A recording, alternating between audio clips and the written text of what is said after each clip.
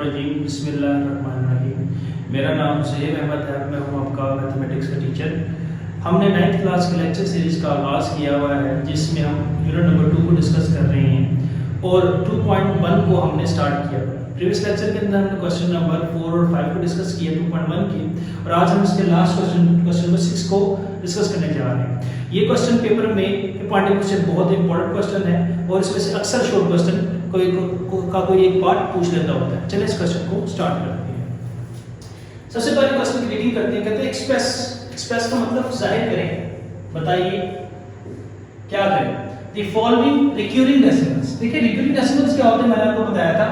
ये एक non terminating decimals का एक पार्ट होता है जिसमें डिजिट्स बार-बार रिपीट करती हैं, जैसे कि 0.3333 0.1212 जो चलते रहते हैं इंडेफिनिट टाइम तक।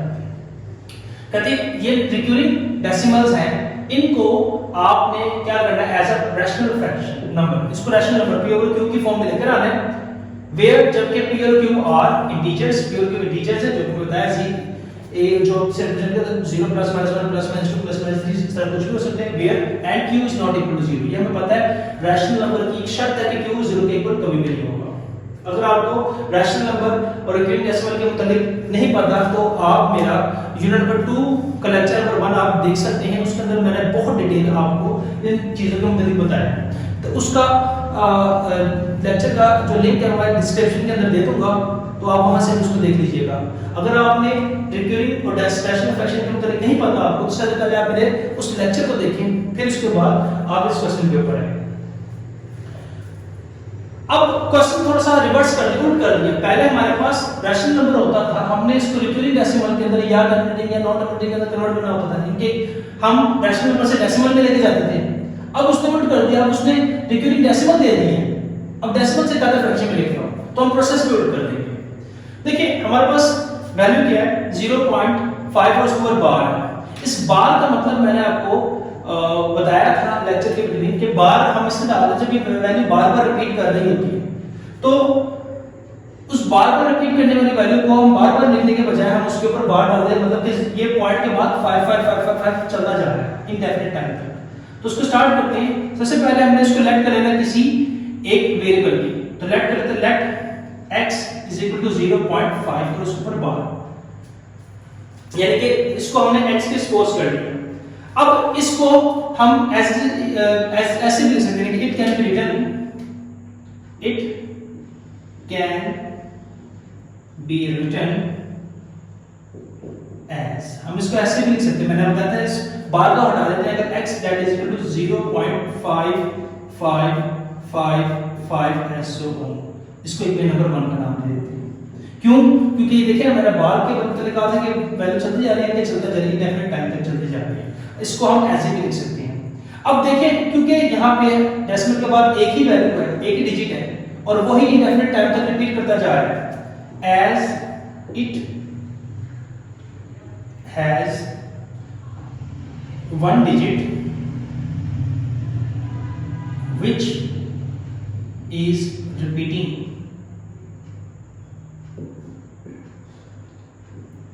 indefinitely या indefinite टाइमली क्या भी कह सकते हो, indefinitely रिपीट करता जा रहा है, so we multiply, क्योंकि एक डिजिट है 333 वही रिपीट करता जा रहा है, तो उसको मल्टीप्लाई करेंगे बाय 10। ये बात है। देखिए अगर हमारे पास डेसिमल के बाद एक ही डिजिट है जो रिपीट करता जा रहा है तो 10 से करेंगे, अगर डेसिमल के बाद दो डिजिट है जो रिपीट कर रहे हैं तो 100 से करेंगे, 3 है तो 1000 से करेंगे, ऐसे। तो ये एक ही डिजिट है जो रिपीट कर रहा है, इसलिए ऐसा हम इसको 10 से मल्टीप्लाई करेंगे इक्वेशन नंबर 1 को, ठीक हो गया।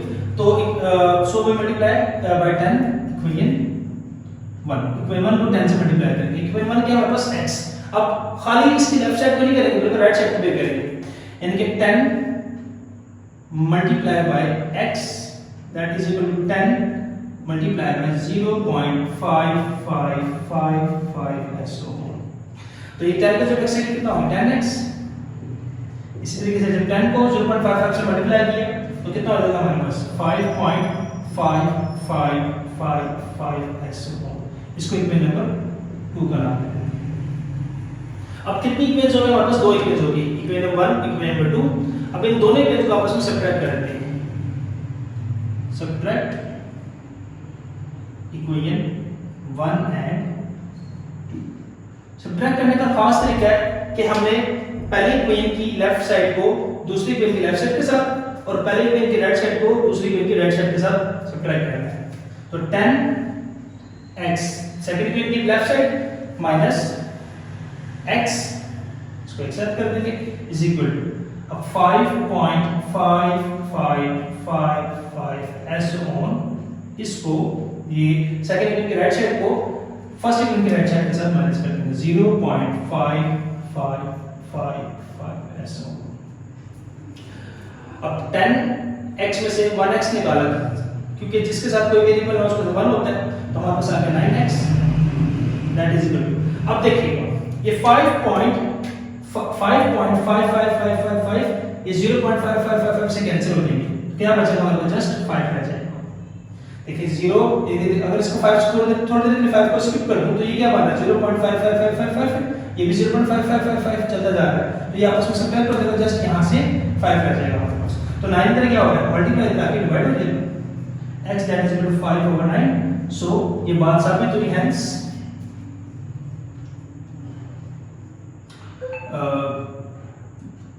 0.5 ये जो हमारे पास एक रिकरिंग डेसिमल था वो चेंज हो गया 5/9 एक रैशनल नंबर में तो ये इसका आंसर है। इसी तरीके से इसका पार्ट नंबर 2 है।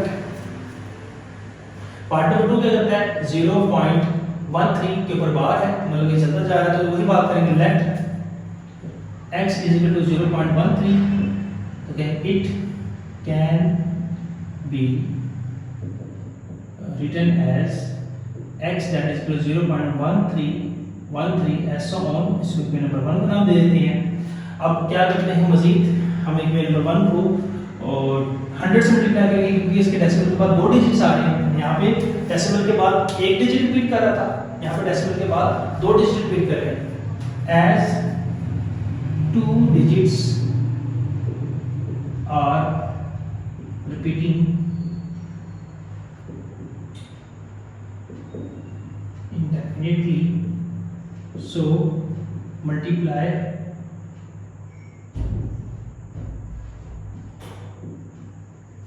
equation 1 by 100 तो इक्वेशन को 100 से मल्टीप्लाई करते हैं तो ये कितना आ जाएगा 100 multiply bye x that is dot मतलब मल्टीप्लाई और 100 मल्टीप्लाई बाय 0.1313 ऐसा ये क्या बन गया ये 100 x that is equal to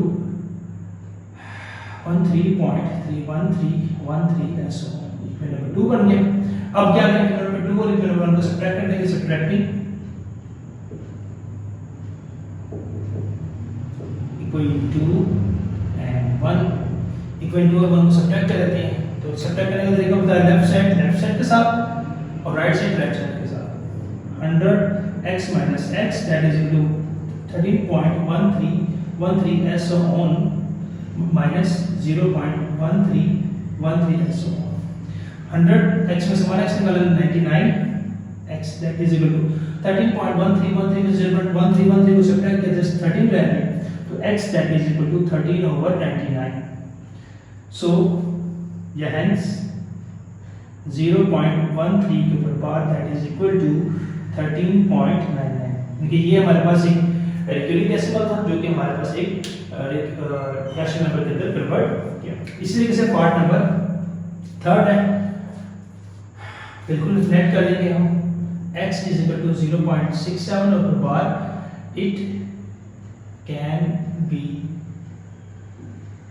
written as x is equal to 0.6767 as so on equation number 1 बन गई as 2 digits are repeating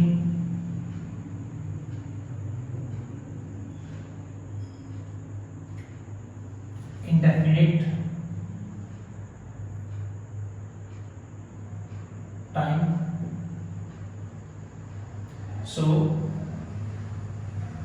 multiply by 100 both sides लिखते हैं, यहाँ पे मुझे बोथ साइड्स लिखने हैं, बोथ साइड्स पे नहीं करना मल्टीप्लाई, इसको भी करना मल्टीप्लाई,